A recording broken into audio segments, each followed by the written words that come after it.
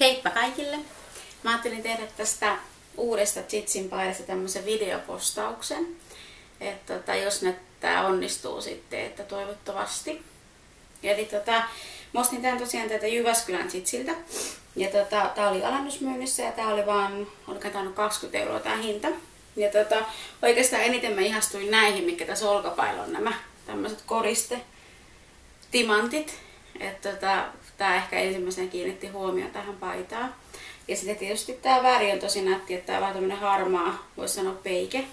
Ja tosiaan tää on tämmöstä ohutta sifonkia nämä hihat. Ja tää on tosi kevyt päällä kyllä muutenkin, että tosi kiva. Eikä ainakaan vielä ole kovin pahasti sähköistynyt, varmaan sähköistyy kyllä vielä, mutta että tässä on tää vesiputouskaulus, niin tää oli kans musta tosi kiva.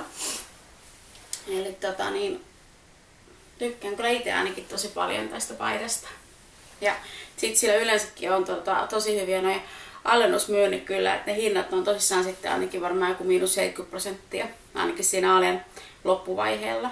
Että ainakin mä suosittelen ihan penkumaan ja katselemaan, että mitä sieltä löytyy. Heippa!